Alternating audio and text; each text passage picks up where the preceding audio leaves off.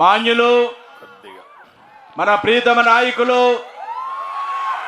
ఈనాడు రాష్ట్రానికి ఆయన అవసరం ఎంతో ఉంది. ఒక చారిత్రాత్మకమైన ఆవశ్యకత ఉంది. చంద్రబాబు నాయుడు గారు మన రాష్ట్రానికి ముఖ్యమంత్రిగా రావాల్సిన వారికి చప్పట్ల ద్వారా ఘనమైన స్వాగతం చప్పట్ల ద్వారా తెలియజేస్తూ వారు అమూల్యమైన సందేశాన్ని వినవలసిగా కోరుతూ ఉన్నాను. తమ్ముళ్ళు, ఆ జెండాలు దించాలి, వెనక నుండోళ్ళు కనపడాలి. జెండాలని దించండి, అన్ని జెండాలు దించాలి. ప్లీజ్ మీరే తమ్ముడు జెండాలు దించండి, మళ్ళీ ఎగరేద్దాం. వెనక వాళ్ళకి కనపడాలి. ఎన్నికల వేళ ప్రజల్ని చైతన్యవంతులు చేయడానికి ప్రజాగళం పేరుతో మీ దగ్గరకు వస్తే మీరు నన్ను చైతన్యవంతులు చేసే పరిస్థితికి వచ్చారు. దీనికి మనస్ఫూర్తిగా అభినందనలు. అది రాయలసీమ కావచ్చు, కోనసీమ కావచ్చు,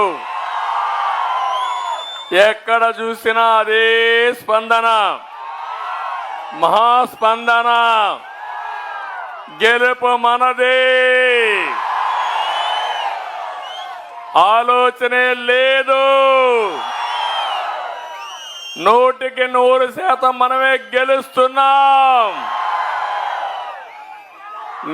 నేడు రావులపాలెం అంటానే నాకు గుర్తొచ్చి గేట్ వే ఫర్ కోనసీమ, అందాల సీమ. అలాంటి ప్లేసుల్లో మీ దగ్గరికి వచ్చి మీతో మాట్లాడడం, కంబైన్డ్ ఈస్ట్ గోదావరి జిల్లాలో ప్రజాదళానికి ప్రారంభం చేయడం చాలా సంతోషంగా ఉంది, ఆనందంగా ఉందని చెప్పి కూడా నేను మీకు తెలియజేస్తున్నా. ఆకలి మీదున్న సింహం వేట కోసం ఎలా ఎదురు చూస్తుందో, నేడు ప్రభుత్వం మీద ఉన్న వ్యతిరేకతతో అన్ని వర్గాలు కూడా ఎప్పుడెప్పుడు ఎన్నికలు వస్తాయా 2 బట్టలు నొక్కుదామా, చిత్తుగా వైఎస్ఆర్ కాంగ్రెస్ పార్టీని ఓడించే బంగాళాఖాతంలో కలపడానికి సిద్ధంగా ఉన్నారు. అవునా కాదా అని మిమ్మల్ని అడుగుతున్నా.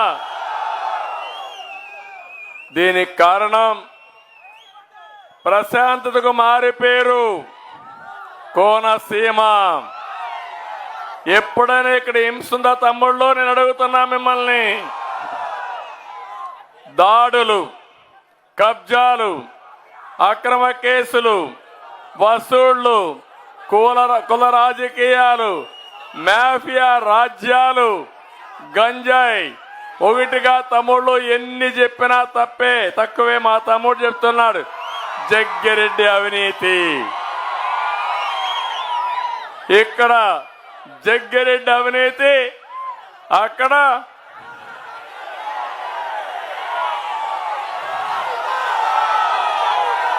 అవునా కాదా నేను అడుగుతున్నా. అవినీతి, అవినీతి, దోపిడీనే దోపిడీ.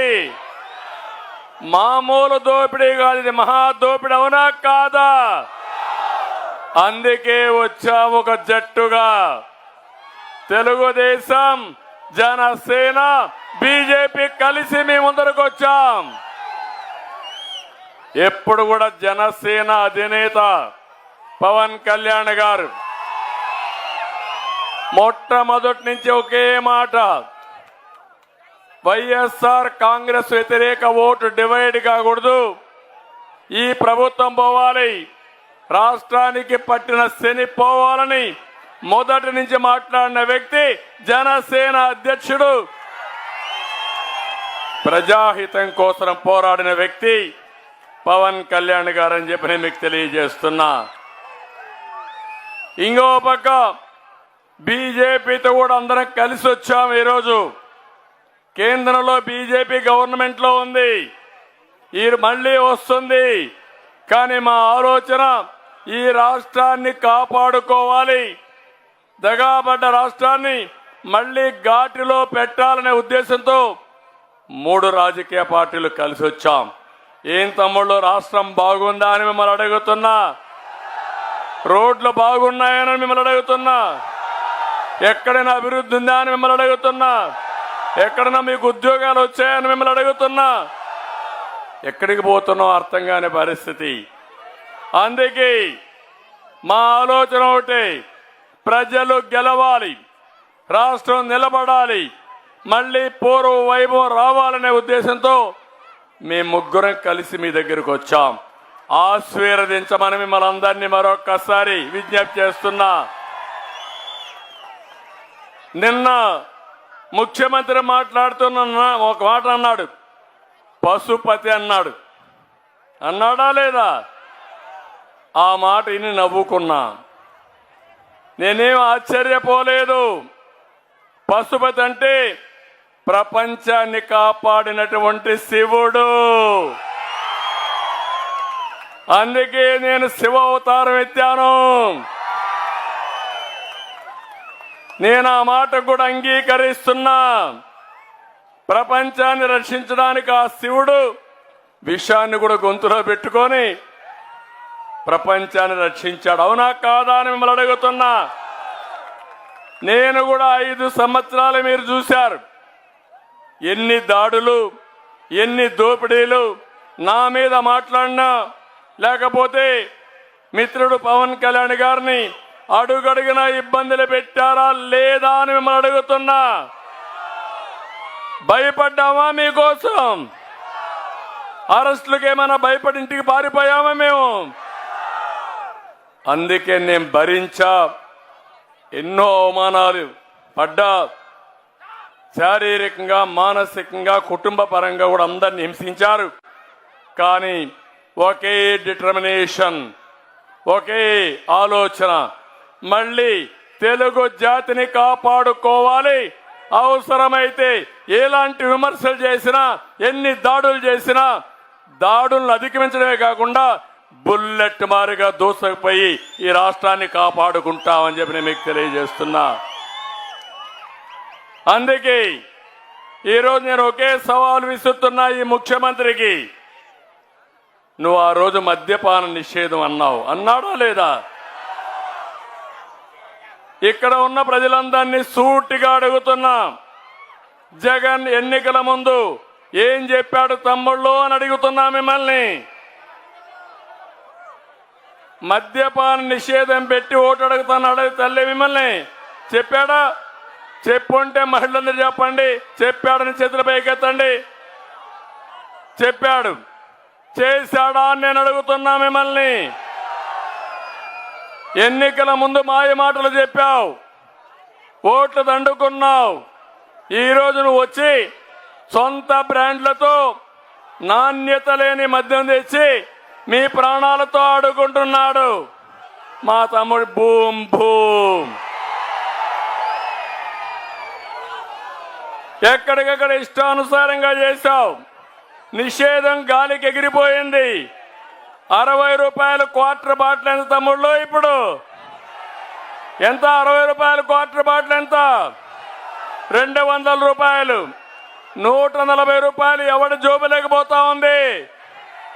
ఎవరికి పోతా ఉంది? తన ఆదాయం కోసం సొంతంగా నాణ్యం లేని మద్యం తయారు చేసి మీ బిడ్డల, మీ తండ్రుల, మీ కుటుంబ సభ్యుల ప్రాణాలు తీసిన దుర్మార్గుడు ఈ జగన్మోహన్ రెడ్డి. అవునా కాదా అని మిమ్మల్ని అడుగుతున్నా. అంతేకాకుండా ఈరోజు మీరు చూడండి, మద్యం తయారు చేసేది వీళ్ళే, సరఫరా చేసేది వీళ్ళే, అమ్మేది వీళ్ళే, డబ్బులు వీళ్ళకి. మళ్ళా నిషేధం చెప్పి ఓట్లు సంపాదించాలనే కుట్ర రాజకీయం వీళ్ళదేనని చెప్పి కూడా నేను మీకు తెలియజేస్తున్నా. అందుకే నేను ఒకటే మిమ్మల్ని కోరుతున్నాం. మళ్ళీ 5 సంవత్సరాలు అయింది. మొన్న వచ్చేవాడు, పరదాలు కట్టుకొని వచ్చేవాడు, ఆకాశం నేను వస్తే కిందన చెట్లన్నీ నరికేసేవాడు. అవునా కాదా? ఇప్పుడు వస్తున్నాడు, మోసపూరితమైన మాటలు చెప్తూ నేను అది చేస్తా, ఇది చేస్తానని వస్తున్నాడు. నేను ఒకటే మిమ్మల్ని అడుగుతున్నా, అడుగడుగునా మీరు నిలదీయాలి. మీరు మద్యపాన నిషేధం చెప్పారు, చేశారా అని మిమ్మల్ని అడగాలి. చేయకపోతే నువ్వు ఓటు అడగడానికి హక్కు లేదని మీరు నిలదీయాల్సిన అవసరం ఉంది. తమ్ముళ్ళు, జే బ్రాండ్లు వచ్చాయి, నాసిరకం వచ్చింది, చాలా మంది అనారోగ్యం అయిపోయారు, చాలా మంది చనిపోయారు. కొంతమంది మా ఆడబిడ్డల తాళిబొట్టు తెంచేసిన దుర్మార్గుడు ఈ జగన్మోహన్ రెడ్డి. అవునా కాదా అని అడుగుతున్నా. ఇప్పుడు రేట్లు పెరిగాయి, కొత్తగా గంజాయి వచ్చింది. ఎక్కడ చూసినా గంజాయి కంపే. అవునా కాదా అని మిమ్మల్ని అడుగుతున్నా. మొన్ననే విశాఖపట్నం కేంద్రంగా 25,000 కేజీలు డ్రగ్స్ వచ్చాయి. వైఎస్ఆర్ కాంగ్రెస్ దొంగలకి మీ పిల్లలు నాశనం చేస్తూ వాళ్ళు పొట్ట పెంచుకుంటున్నారు. ఇప్పుడే చూపించారు పెద్ద పొట్ట. నేను అడుగుతున్నా, ఈ రావులపాలెంలో కిరాణా కొట్లో గంజాయి ఉందా లేదా అని మిమ్మల్ని అడుగుతున్నా. ఉందా లేదా? దాంట్లో ఎమ్మెల్యేలకు కోటా ఉందా లేదా అని మిమ్మల్ని అడుగుతున్నా. ఇప్పుడే సత్యనారాయణమూర్తి మాట చెప్పాడు, మేము వస్తానే గంజాయి రహిత రావులపాలెం తయారు చేస్తారని ఒక సవాలు విశారు. 5 సంవత్సరాలు ముఖ్యమంత్రి గాని ఇక్కడుండే ఎమ్మెల్యేలు గాని గాడిదలకు పళ్ళు తోమారా? ఏం చేశారు? అంటే మీకు ఏమాత్రం కూడా ప్రజల మీద అభిమానం లేదు, మమకారం లేదు. మన పిల్లలు చెడిపోయినా వీళ్ళు ఏమి బాధపడే రకం కాదు, దుర్మార్గులు వీళ్ళు. మీరు ఒక్క విషయం గుర్తుపెట్టుకోండి, ఒక్కసారి గంజాయికి అలవాటు పడితే, డ్రగ్స్కి అలవాటు పడితే ఆ పిల్లవాళ్ళు మీ చేతుల్లో ఉండరు. ఏ వ్యక్తి కూడా మన చేతుల్లో ఉండడు. అది నా బాధ. జాతిని నిర్వీర్యం చేసి జాతికి ద్రోహం చేసే వ్యక్తి ఈ జగన్మోహన్ రెడ్డి. అందుకే నేను మిమ్మల్ని అందరిని అడుగుతున్నా, మీరు కూడా ఆలోచించుకోవాల్సిన అవసరం ఉంది. రాష్ట్రాన్ని ఇలాంటి దొంగల పరం చేస్తారా? రాష్ట్రాన్ని కాపాడుకుంటారా? లేకుంటే గంజాయి డ్రగ్స్ కి ఈ రాష్ట్రాన్ని బలి చేస్తారా అని మిమ్మల్ని అందరిని అడుగుతున్నా. మీరే ఆలోచించమని మిమ్మల్ని అందరినీ కోరుతున్నా. ఇంకో పక్క 2019లో బాబాయిని గొడ్డలతో చంపేసి సానుభూతితో గెలిచిన వ్యక్తి ఈ జగన్మోహన్ రెడ్డి. అవునా కాదా? అవునా కాదా? ఇప్పుడు వాళ్ళ చెల్లెలే చెప్పింది, నన్ను ఎమ్మెల్యేగా పెట్టమని అడిగాడు, అడిగిన దానికి ఆయన చంపారు, ఆయన ఆత్మశాంతి కోసం వీవిలో పోటీ చేస్తారని నిన్నే చెప్పింది. ఆయన కన్న కూతురు చెప్పింది. అంటే గొడ్డలతో బాబాయిని లేపేసే వ్యక్తులు ఈ రాష్ట్రాన్ని పరిపాలించడానికి అర్హత ఉందా అని మిమ్మల్ని అడుగుతున్నా.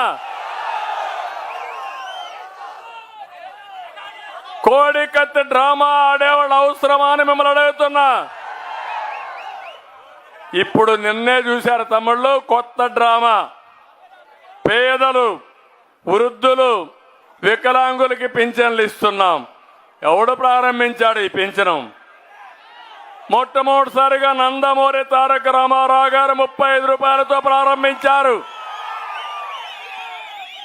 2014 నేను ముఖ్యమంత్రి అయితే 200 రూపాయలు 2000 రూపాయలు చేసిన పార్టీ ఏది? ముక్కుతూ మూలుగుతూ 1000 రూపాయలు పెంచాడు. పెంచుకుంటూ పోతానని 250 రూపాయలు పెంచుతూ వచ్చాడు. అది 3000 అయ్యేకొందుకు ఈయన పోతున్నాడు. నేనే ఉంటే మొదటి నెలే 3000 ఇచ్చేవాడిని, ఇప్పుడు 4000 రూపాయలు ఇస్తామని చెప్పిన పార్టీ తెలుగుదేశం పార్టీ. ఇక్కడ చూడండి, మీరందరూ కూడా ఆలోచించాలి.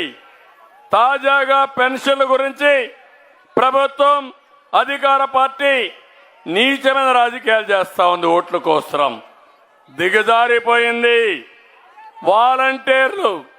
వాలంటీర్ వ్యవస్థకు నేను వ్యతిరేకం కాదు. అదే సమయంలో వాలంటీర్లు రాజకీయం చేయడానికి నేను వ్యతిరేకం. దాంట్లో ఆ రాజీ లేదు. ఇంకొక మాట కూడా చెప్పా, మీరుండండి, తటస్థంగా ఉండండి. రేపు మళ్ళా వచ్చేది ఎన్డీఏ గవర్నమెంట్, మేమే వస్తాం, మీకు కూడా న్యాయం చేస్తాం. 5000 రూపాయలు సంపాదించే వాలంటీర్లు బాగా చదువుకున్న వాళ్ళు ఉన్నారు.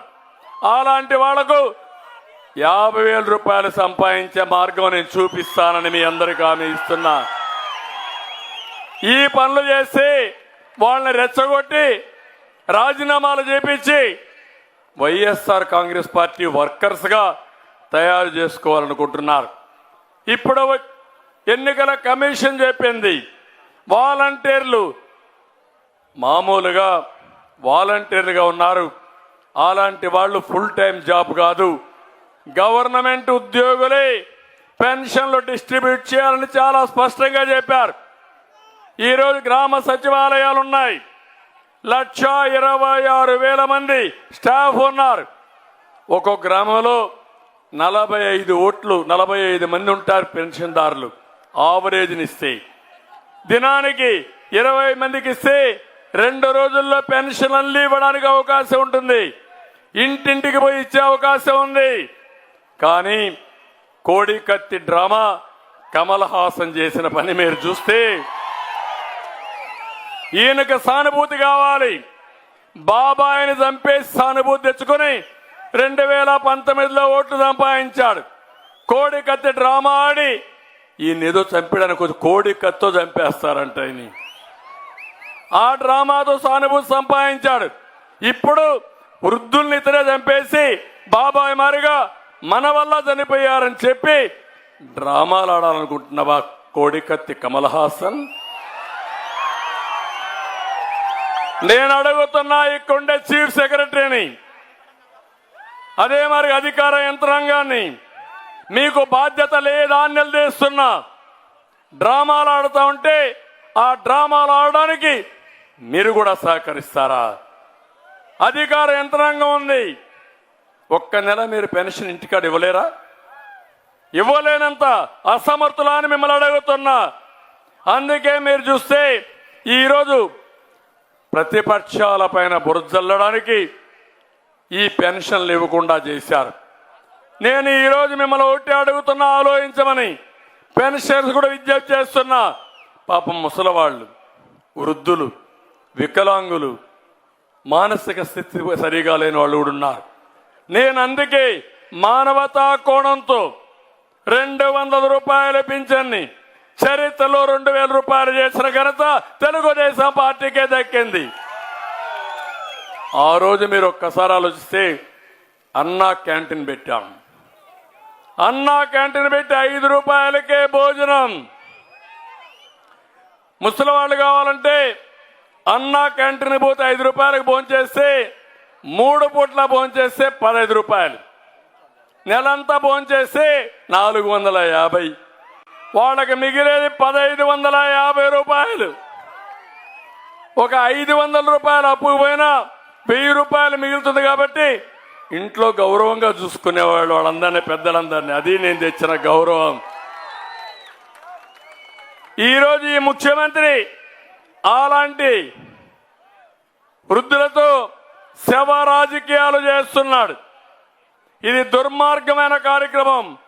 ప్రతి ఒక్కరూ మీరందరూ కూడా దీన్ని ఎక్కడికక్కడ కండెమ్ చేయాల్సిన అవసరం ఉంది. వీళ్ళ యొక్క శవ రాజకీయాలను ఎండగట్టి, తప్పుడు రాజకీయాలను ఎండగట్టి ప్రజలకు తెలియజేయాల్సిన అవసరం ఉంది. ఇతని జీవితాంతం ఫేక్ రాజకీయాలే, శవ రాజకీయాలు, ఫేక్ ప్రచారాలు, ఎక్కడికక్కడ ఇష్టానుసారంగా తప్పుడు పనులు చేసి రాజకీయ లబ్ధి పొంది తద్వారా రాష్ట్రాన్ని నాశనం చేసే రకం ఈ జగన్మోహన్ రెడ్డి. అందుకే నేను ఒకటే హామీ ఇస్తున్నా. మొదటి తారీఖున పెంచిన 4,000 రూపాయలు ఇంటి దగ్గరనే పూర్తిగా పెన్షన్లు ఇచ్చే బాధ్యత తెలుగుదేశం పార్టీ తీసుకుంటాం.